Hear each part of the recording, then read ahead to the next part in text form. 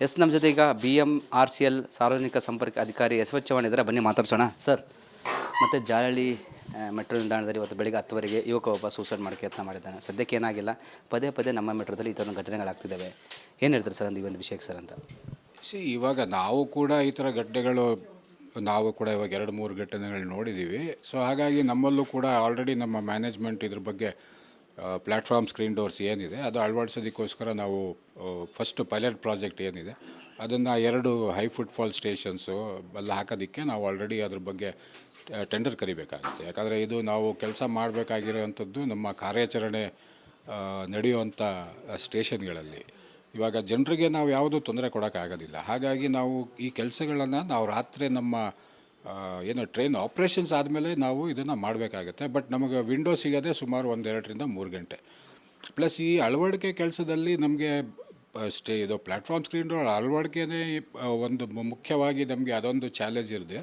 ಇನ್ನೊಂದು ಏನಂದರೆ ನಮ್ಮಲ್ಲಿ ಟ್ರೈನ್ ಸಿಗ್ನಲಿಂಗ್ ಸಿಸ್ಟಮ್ ಜೊತೆಗೆ ಅದು ಕೂಡ ನಾವು ಕೋಆರ್ಡಿನೇಟ್ ಮಾಡಬೇಕಾಗತ್ತೆ, ಇಂಟರ್ಫೇಸ್ ಮಾಡಬೇಕಾಗತ್ತೆ.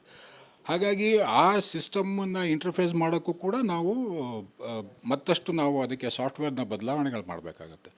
ಸೊ ಅದು ಕೂಡ ನಮಗೆ ಒಂದು ವೆಚ್ಚ ಥರ ಬರುತ್ತೆ ಅದು. ಸೊ ಬಟ್ ಈ ಮೇಜರ್ ಚಾಲೆಂಜ್ ಏನಂದರೆ ಇವಾಗ ನಾವು ಕಾರ್ಯಾಚರಣೆಯಲ್ಲಿ ನಿಂತೋ ಜಾಗದಲ್ಲಿ ಇದನ್ನು ಮತ್ತೆ ಅಳವಡಿಸೋದಿದೆಯಲ್ಲ, ಅದೇ ನಮಗೆ ಒಂದು ದೊಡ್ಡ ಚಾಲೆಂಜು.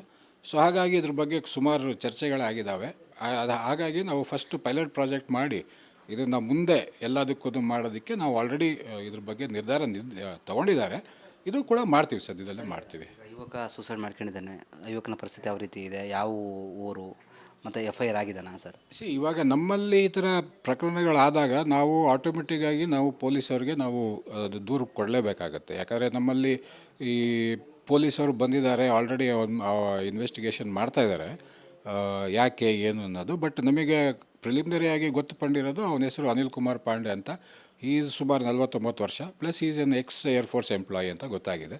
ಸೊ ಮುಂದಿಂದ ಏನಿದ್ರು ಇವಾಗ ನಾವು ಪೊಲೀಸವ್ರಿಗೆ ಹ್ಯಾಂಡ್ ಓವರ್ ಮಾಡಿದ್ಮೇಲೆ ಅವ್ರು ತನಿಖೆ ಮಾಡಿ ಅವ್ರು ಮುಂದಿಂದ ಏನಿದೆಯೋ ಆ ಡೀಟೇಲ್ಗಳು ಅವ್ರು ಕೊಡ್ತಾರೆ. ಈಗ ಟ್ರೈನ್ ಬರುವಾಗ ಜಂಪ್ ಮಾಡಿದೆ ಹೇಗೆ ಸರ್ ಅಂತ ಅಲ್ಲಿ ನಿಮ್ಮ ಸಿಬ್ಬಂದಿಗಳ ಜೊತೆ ಮಾತಾಡಿದ್ರೆ? ಇವಾಗ ಯೂಶಲಿ ಜನರು ಏನು ಮಾಡ್ತಾರೆ, ಎಲ್ಲರೂ ಟ್ರೈನ್ ಬರೋ ಟೈಮಲ್ಲಿ ಮುಂದೆ ನಿಂತ್ಕೊಂಡಿರ್ತಾರೆ. ಇವಾಗ ಅದ್ರಲ್ಲಿ ಸಡನ್ನಾಗಿ ಯಾರೋ ಒಬ್ಬರು ಜಂಪ್ ಮಾಡಿದ ತಕ್ಷಣ ನಮ್ಮವರು ಅಲ್ಲಿರೋಂಥ ಸಿಬ್ಬಂದಿಗಳು ಇಮಿಡಿಯೇಟಾಗಿ ETS ಆಪ್ರೇಷನ್ ಮಾಡಿ ಟ್ರೈನ್ಗೆ ಅಲ್ಲಿ ಪವರ್ ಸಪ್ಲೈ ಇಲ್ದಂಗೆ ಅವ್ರು ನೋಡ್ಕೋತಾರೆ. ಸೊ ಅದಾದ ತಕ್ಷಣ ಇಮಿಡಿಯೇಟಾಗಿ ನಮ್ಮ BMRCL ಸಿಬ್ಬಂದಿಯವರು ಅವನಿಗೆ ಟ್ರೈನ್ ಕೆಳಗಡೆ ಅವನು ಇದ್ದದ್ದು ನೋಡಿ ಅವನಿಗೆ ಆಚೆ ತೆಗೆದು ಅವನಿಗೆ ಇವಾಗ ಎನ್ಕ್ವೈರಿಗೆ ಪೊಲೀಸವರಿಗೆ ಕೊಟ್ಟಿದ್ದಾರೆ. ಪೊಲೀಸರು ಎನ್ಕ್ವೈರಿ ಮಾಡ್ತಿದ್ದಾರೆ. ಏನಾಗಿಲ್ಲ ಸರ್ ಅದನ್ನು? ಇವಾಗ ನಮಗೆ ಪ್ರಿಲಿಮಿನರಿ ಇನ್ವೆಸ್ಟಿಗೇಷನ್ ಬಂದಿರೋ ಪ್ರಕಾರ ಅವನಿಗೆ ಇನ್ವೆಸ್ಟಿಗೇಷನ್ ಮಾಡ್ತಾ ಇದ್ದಾರೆ. ಬಟ್ ಗಾಯಗಳು ಏನು ಕಂಡು ಬಂದಿಲ್ಲ. ಯಾಕಂದರೆ ಎಂಥ ಗಾಯ ಕಂಡು ಬಂದ್ರೂ ಏನೋ ಒಂದು ಕಡೆ ಕಂಡು ಬರುತ್ತೆ, ಬಟ್ ಯಾವ ಗಾಯಗಳು ಕಂಡು ಬಂದಿಲ್ಲ. ಬಟ್ ಆದರೂ ನಮ್ಮ ಫಾರ್ಮ್ಯಾಲಿಟಿ ಪ್ರಕಾರ ನಾವು ಅವರಿಗೆ ಹಾಸ್ಪಿಟ್ಲಿಗೆ ಕರ್ಕೊಂಡೋಗಿ ಪ್ರಥಮ ಚಿಕಿತ್ಸೆ ಏನಿದೆ ಅದು ಕೊಡಲೇಬೇಕಾಗುತ್ತೆ. ಅದಂತರ ಪೊಲೀಸವ್ರಿಗೆ ಹ್ಯಾಂಡ್ ಓವರ್ ಮಾಡ್ತೀವಿ ನಾವು. ಪದೇ ಪದೇ ಸೂಸೈಡ್ಗಳು ಜಾಸ್ತಿ ಆಗ್ತಿದ್ದಾವೆ. ಒಂದು ಕಡೆ ಸೂಸೈಡ್ ಪಾಯಿಂಟ್ಮೆಂಟ್ ನಮ್ಮ ಮೆಟ್ರೋ ನಿಲ್ದಾಣ ಅಂತ, ಒಂದು ಕಡೆ ಸಾರ್ವಜನಿಕರ ಕಡೆ ಆಕ್ರೋಶ ಕೇಳಿ ಬರ್ತದೆ. ಇವಾಗ ಇದರಿಂದ ಆಗೋದು ಮತ್ತಷ್ಟು ನಮ್ಮ ಜನರಿಗೇ ತೊಂದರೆ ಆಗೋದು. ಯಾಕಂದರೆ ನಾವು ಈ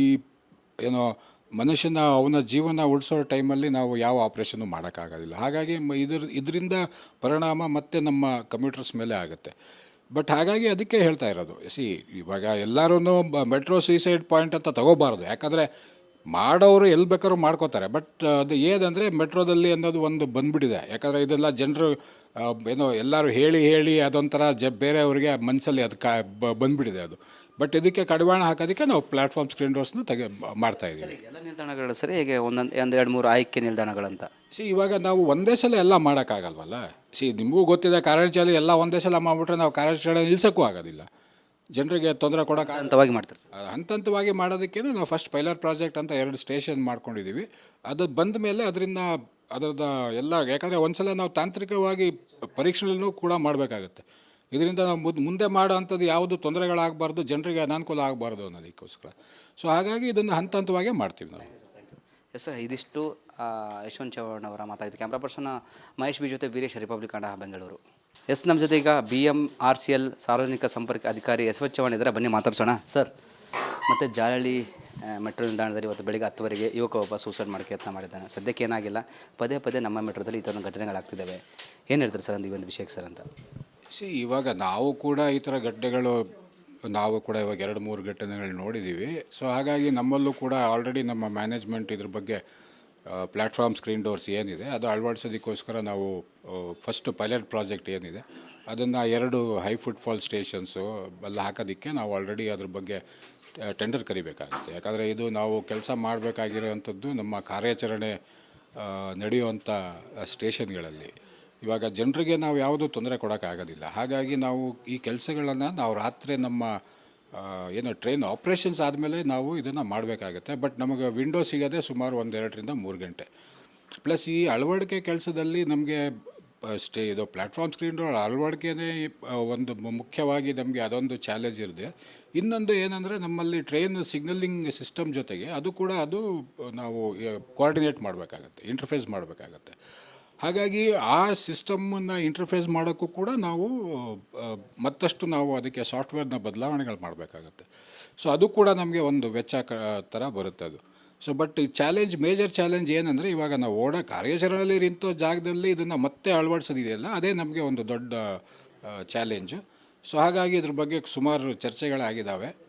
ಹಾಗಾಗಿ ನಾವು ಫಸ್ಟ್ ಪೈಲಟ್ ಪ್ರಾಜೆಕ್ಟ್ ಮಾಡಿ ಇದನ್ನು ಮುಂದೆ ಎಲ್ಲದಕ್ಕೂ ಮಾಡೋದಕ್ಕೆ ನಾವು ಆಲ್ರೆಡಿ ಇದ್ರ ಬಗ್ಗೆ ನಿರ್ಧಾರ ತಗೊಂಡಿದ್ದಾರೆ. ಇದು ಕೂಡ ಮಾಡ್ತೀವಿ, ಸದ್ಯದಲ್ಲೇ ಮಾಡ್ತೀವಿ. ಯುವಕ ಸೂಸೈಡ್ ಮಾಡ್ಕೊಂಡಿದ್ದಾನೆ, ಯುವಕನ ಪರಿಸ್ಥಿತಿ ಯಾವ ರೀತಿ ಇದೆ, ಯಾವ ಊರು ಮತ್ತು FIR ಆಗಿದ್ದಾನ ಸರ್? ಇವಾಗ ನಮ್ಮಲ್ಲಿ ಈ ಥರ ಪ್ರಕರಣಗಳಾದಾಗ ನಾವು ಆಟೋಮೆಟಿಕ್ಕಾಗಿ ನಾವು ಪೊಲೀಸವ್ರಿಗೆ ನಾವು ಅದು ದೂರು ಕೊಡಲೇಬೇಕಾಗತ್ತೆ. ಯಾಕಂದರೆ ನಮ್ಮಲ್ಲಿ ಈ ಪೊಲೀಸವರು ಬಂದಿದ್ದಾರೆ, ಆಲ್ರೆಡಿ ಇನ್ವೆಸ್ಟಿಗೇಷನ್ ಮಾಡ್ತಾಯಿದ್ದಾರೆ ಯಾಕೆ ಏನು ಅನ್ನೋದು. ಬಟ್ ನಮಗೆ ಪ್ರಿಲಿಮಿನರಿಯಾಗಿ ಗೊತ್ತುಪಂಡಿರೋದು ಅವನ ಹೆಸರು ಅನಿಲ್ ಕುಮಾರ್ ಪಾಂಡೆ ಅಂತ. ಈಸ್ ಸುಮಾರು 49 ವರ್ಷ, plus is N X air force employee ಅಂತ ಗೊತ್ತಾಗಿದೆ. ಸೊ ಮುಂದಿಂದ ಏನಿದ್ರು ಇವಾಗ ನಾವು ಪೊಲೀಸ್ ಅವರಿಗೆ ಹ್ಯಾಂಡ್ ಓವರ್ ಮಾಡಿದ್ರೆ ಅವ್ರು ತನಿಖೆ ಮಾಡಿ ಅವ್ರ ಮುಂದಿಂದ ಏನಿದೆಯೋ ಆ ಡೀಟೇಲ್ಗಳು ಅವ್ರು ಕೊಡ್ತಾರೆ. ಈಗ ಟ್ರೈನ್ ಬರುವಾಗ ಜಂಪ್ ಮಾಡಿದೆ ಹೇಗೆ ಸರ್ ಅಂತ ಅಲ್ಲಿ ನಿಮ್ಮ ಸಿಬ್ಬಂದಿಗಳ ಜೊತೆ ಮಾತಾಡಿದ್ರೆ? ಇವಾಗ ಯೂಶಲಿ ಜನರು ಏನು ಮಾಡ್ತಾರೆ, ಎಲ್ಲರೂ ಟ್ರೈನ್ ಬರೋ ಟೈಮಲ್ಲಿ ಮುಂದೆ ನಿಂತ್ಕೊಂಡಿರ್ತಾರೆ. ಇವಾಗ ಅದ್ರಲ್ಲಿ ಸಡನ್ನಾಗಿ ಯಾರೋ ಒಬ್ಬರು ಜಂಪ್ ಮಾಡಿದ ತಕ್ಷಣ ನಮ್ಮವರು ಅಲ್ಲಿರುವಂಥ ಸಿಬ್ಬಂದಿಗಳು ಇಮಿಡಿಯೇಟಾಗಿ ETS ಆಪ್ರೇಷನ್ ಮಾಡಿ ಟ್ರೈನ್ಗೆ ಅಲ್ಲಿ ಪವರ್ ಸಪ್ಲೈ ಇಲ್ದಂಗೆ ಅವ್ರು ನೋಡ್ಕೋತಾರೆ. ಸೊ ಅದಾದ ತಕ್ಷಣ ಇಮಿಡಿಯೇಟಾಗಿ ನಮ್ಮ BMRCL ಸಿಬ್ಬಂದಿಯವರು ಅವನಿಗೆ ಟ್ರೈನ್ ಕೆಳಗಡೆ ಅವನು ಇದ್ದದ್ದು ನೋಡಿ ಅವನಿಗೆ ಆಚೆ ತೆಗೆದು ಅವನಿಗೆ ಇವಾಗ ಎನ್ಕ್ವೈರಿಗೆ ಪೊಲೀಸವರಿಗೆ ಕೊಟ್ಟಿದ್ದಾರೆ. ಪೊಲೀಸರು ಎನ್ಕ್ವೈರಿ ಮಾಡ್ತಿದ್ದಾರೆ. ಏನಾಗಿಲ್ಲ ಸರ್ ಅದನ್ನು? ಇವಾಗ ನಮಗೆ ಪ್ರಿಲಿಮಿನರಿ ಇನ್ವೆಸ್ಟಿಗೇಷನ್ ಬಂದಿರೋ ಪ್ರಕಾರ ಅವನಿಗೆ ಇನ್ವೆಸ್ಟಿಗೇಷನ್ ಮಾಡ್ತಾ ಇದ್ದಾರೆ. ಬಟ್ ಗಾಯಗಳು ಏನು ಕಂಡು ಬಂದಿಲ್ಲ. ಯಾಕಂದರೆ ಎಂಥ ಗಾಯ ಕಂಡು ಬಂದ್ರೂ ಏನೋ ಒಂದು ಕಡೆ ಕಂಡು ಬರುತ್ತೆ, ಬಟ್ ಯಾವ ಗಾಯಗಳು ಕಂಡು ಬಂದಿಲ್ಲ. ಬಟ್ ಆದರೂ ನಮ್ಮ ಫಾರ್ಮ್ಯಾಲಿಟಿ ಪ್ರಕಾರ ನಾವು ಅವರಿಗೆ ಏನು ಹಾಸ್ಪಿಟ್ಲಿಗೆ ಕರ್ಕೊಂಡೋಗಿ ಪ್ರಥಮ ಚಿಕಿತ್ಸೆ ಏನಿದೆ ಅದು ಕೊಡಲೇಬೇಕಾಗುತ್ತೆ. ಅದಂತರ ಪೊಲೀಸವ್ರಿಗೆ ಹ್ಯಾಂಡ್ ಓವರ್ ಮಾಡ್ತೀವಿ ನಾವು. ಅದನ್ನು ಪದೇ ಸೂಸೈಡ್ಗಳು ಜಾಸ್ತಿ ಆಗ್ತಿದ್ದಾವೆ. ಒಂದು ಕಡೆ ಸೂಸೈಡ್ ಪಾಯಿಂಟ್ಮೆಂಟ್ ನಮ್ಮ ಮೆಟ್ರೋ ನಿಲ್ದಾಣಕ್ಕೆ ಅಂತ, ಒಂದು ಕಡೆ ಸಾರ್ವಜನಿಕರ ಕಡೆ ಆಕ್ರೋಶ ಸಹ ಕೇಳಿ ಬರ್ತದೆ.